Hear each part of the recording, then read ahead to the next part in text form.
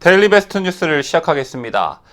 구독자 여러분 모두 즐거운 명절 보내셨는지요? 아무리 물리적으로 쉬는 날이 길다고 해도 체감상으로 느끼는 연휴 기간은 우리 모두에게 짧을 듯한데 설 명절 연휴 기간이 여러분께 새로운 활력소가 돼서 다시 일상에 복귀하시는 발걸음이 한결 가벼워지셨기를 기원합니다.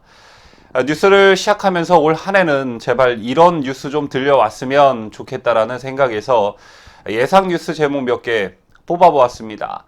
구독자 여러분과 함께 기원하는 마음으로 데일리 베스트가 선정한 2019년을 장식할 뉴스 제목을 오픈해 보도록 하겠습니다. 첫 번째 뉴스 제목입니다. 올해를 시작하면서 가장 큰 이슈가 될 이번 달 말로 예정된 미북 정상회담과 관련한 뉴스입니다. 미북 정상회담에 대한 걱정들이 참으로 많으신 것으로 알고 있는데 미북 정상회담 마지막 날 이런 소식이 좀 들려왔으면 좋겠습니다. 아무것도 얻지 못한 김정은, 트럼프 비핵화 위에 대북 제재 지속, 트럼프 굳건한 한미동맹으로 북한 정권 말살할 것, 이 정도 소식이 들려왔으면 하는 바람 가져봅니다. 참고로 이번 2차 미북 정상회담은 굉장히 중요한 의미를 지니고 있습니다. 이번 회담 결과에 따라 문정부가 작년, 재작년에 이어 올 한 해도 전국의 포커스를 북한으로 끌고 갈 개연성이 농후하기 때문입니다. 다행히도 올해는 보궐선거를 제외하고는 큰 선거가 없기 때문에 선거에 미치는 영향은 없을 테지만 상황에 따라 그가 꿈꾸는 연방제 통일의 초석을 닦는 한 해가 될 확률이 매우 크다고 볼 수 있습니다. 이러한 상황에서 중요한 키를 가지고 있는 트럼프와 미국이 곧 있을 미북 회담에서 어떠한 결과를 도출해내느냐가 매우 올 한 해 한반도 정세에 막대한 영향을 미칠 듯합니다. 다음으로 데일리 베스트가 선정한 2019년을 장식할 뉴스 제목 보시겠습니다. 2월 말로 예정된 자유한국당 전당대회가 끝나고 좀 이런 뉴스들이 좀 들려왔으면 좋겠습니다. 한국당 전당대회 당심 민심 모두 탄핵파에 반기 들어 자유한국당 전대 컨벤션 효과 3년 만에 민주당 지지율 앞서 전국 주도할 듯 한국당 문재인 탄핵 카드 만지작. 전당대회를 앞두고 있는 상황이기 때문에 당선자를 특정해 거명하지는 않겠지만 충분히 여러분의 염원을 담은 기사 제목이 아닐까 생각하는데 제발 모처럼 만에 찾아온 좋은 분위기를 한국당이 잘 살려냈으면 좋겠다는 생각을 해봅니다. 자, 다음 3월로 넘어가 보겠습니다. 3월을 시작하면서 가장 먼저 있는 게 3.1절이지요. 3.1절 다음 날에는 이런 소식이 좀 들려왔으면 좋겠습니다.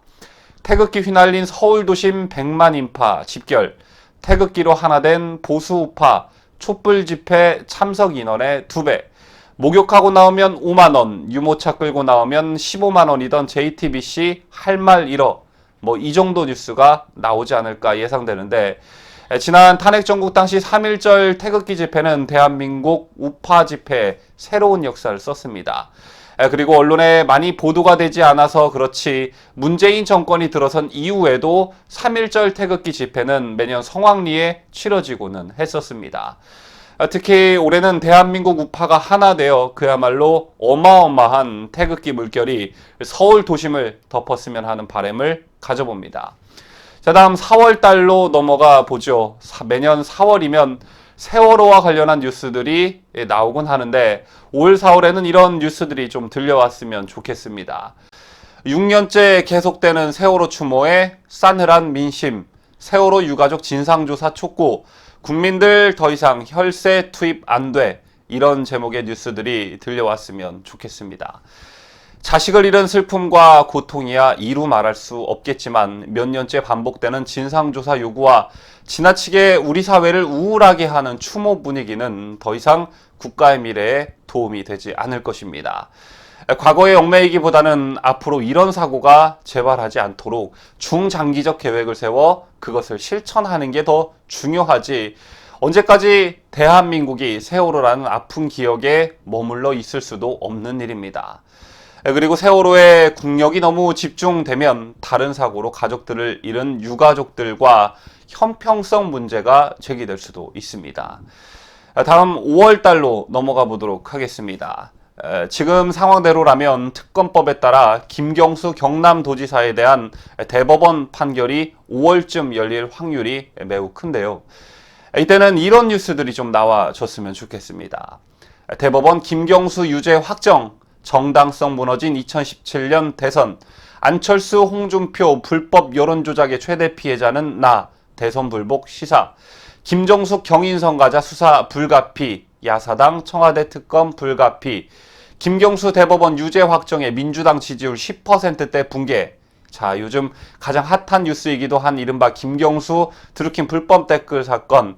아직 끝나지 않은 이야기인데 가장 중요한 건 대법원 판결일 것입니다.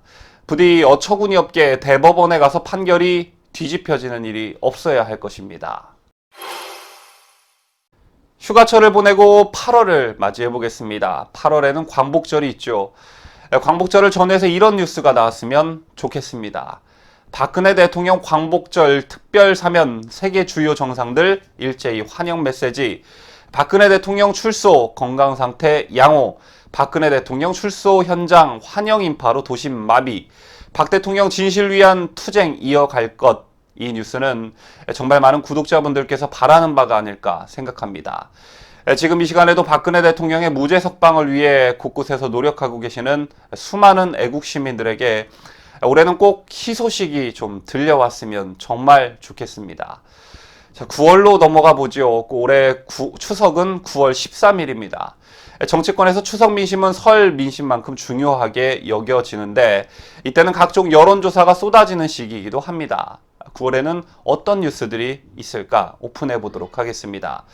청와대 명절 민심 비상, 문 국정 지지율 20%대 붕괴, 레임덕 가시화, 명절 후 태극기 집회, 촛불 집회 모두 문재인 퇴진 대규모 집회 준비, 소득 주도 성장에 비참한 최후, 추석 명절 앞두고 최악의 경기 한파, 문재인 추석 인사에 네티즌들 보기 싫다, 이 정도 뉴스가 나오지 않을까 예상됩니다. 아니 어쩌면 더 심각한 뉴스들이 나올 시기가 아닐까 생각되는데 저도 대한민국 국민의 한 사람으로서 우리나라 경제가 좋아지기를 간절히 바라지만 지금 문정부가 추진하는 경제 정책들을 보면 좋은 결과가 도출될 수가 없다는 것은 꼭 경제학자가 아니더라도 일반 서민들도 피부로 체감하고 있는 게 현실입니다. 아무리 북풍으로 지지율을 유지하려고 발버둥을 쳐도 경기가 좋지 못하면 국민들의 원성은 높아지기 마련이죠. 아마도 올 하반기는 국민들의 인내심이 폭발하는 시기가 되지 않을까 조심스레 예측해 봅니다. 그리고 10월과 11월을 걸쳐 연말을 맞게 되는데 그때는 어떤 뉴스들이 우리를 기다리고 있을까? 데일리베스트가 선정한 2019년을 장식할 뉴스 제목들을 마저 살펴보시겠습니다.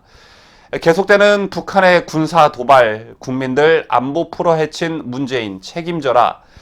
민주당 청와대와 거리두기, 내년 총선 참패 현실화되나.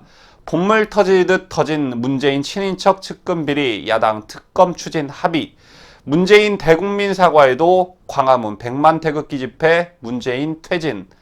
아마 올 하반기가 되면 문재인 정부가 총체적 난국에 접어들 것으로 예상합니다. 이때쯤 되면 5년 임기 대통령제의 고질병인 레임덕 현상이 본격적으로 시작될 것이고 그동안 이미지쇼 정치로 그 생명을 꾸역꾸역 연명해온 이 정권의 무능은 만천하에 드러나게 될 것 같습니다. 여기에 측근 혹은 친인척 비리 등등 부정부패와 관련된 스캔들 혹은 게이트 사건이라도 터진다면 정권의 몰락은 더욱 빨라질 수도 있습니다. 지금 같아서는 올 연말까지 버틸 수 있을까라는 의구심마저 드는 상황입니다. 지금까지 2019년을 장식할 뉴스 제목들을 여러분들과 함께 예상해 봤는데 구독자 여러분께서는 어떻게 보셨습니까? 어떤 구독자분께서 예전에 써주셨던 댓글이 하나 기억이 남는데 문재인 까는 데는 데일리베스트를 따라올 방송 없지 이런 댓글을 써주셨던 것으로 기억합니다. 솔직히 말씀드리자면 탄핵으로 정권을 잡고 정권을 잡은 이후 적폐청산이라는 미명하에 우리 진영 사람들을 무차별적으로 가두는 문재인 정권에 대한 일말의 복수심이 작용했던 것은 사실입니다.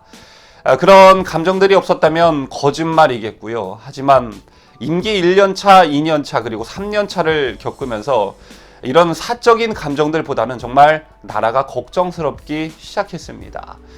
나라가 왜 걱정스럽냐에 대한 이야기를 풀어놓자면 정말 한도 끝도 없을 것 같은데, 궁금하신 분들은 그간의 데일리 베스트 영상을 보시기를 권유해드립니다. 그런데 여기에 한 가지 더해 이제 국민들까지 걱정스럽습니다. 소위 말하는 이 정권의 평화쇼에 현혹되어 안보 불감증은 극에 달하고 있고, 정말 마약과도 같은 좌파 정부의 포퓰리즘에 국민들은 받는 것에 너무 익숙해져 있습니다.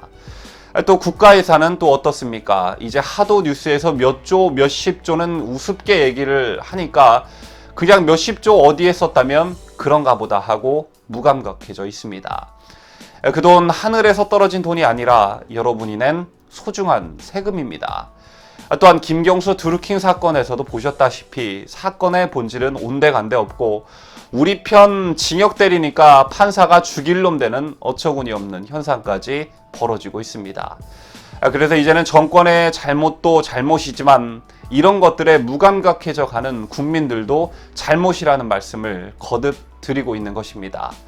흔히들 이 정권을 노무현 정권 시즌2라고 하지요. 하지만 절대적인 차이가 존재합니다.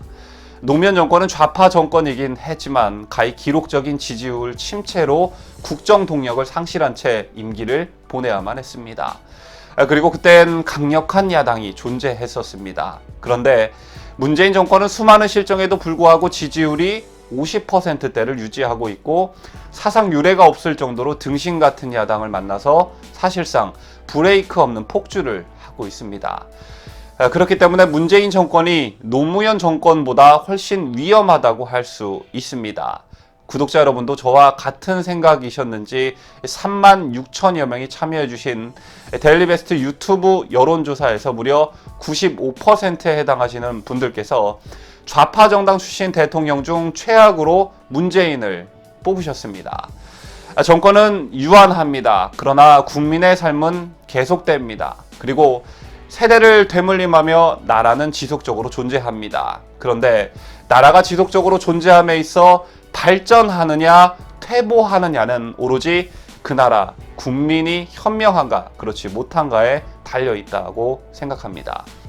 그런 의미에서 올해는 보다 많은 국민들께서 제발 좀 환상에서 깨어나셨으면 좋겠습니다.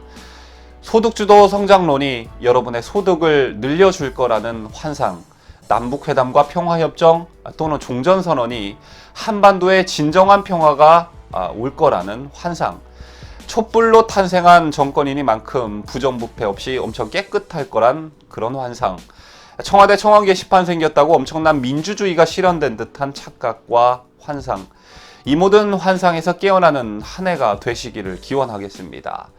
이런 말까지는 안 하려고 했는데 문바 탈출은 지능순이라는 말도 있지 않습니까?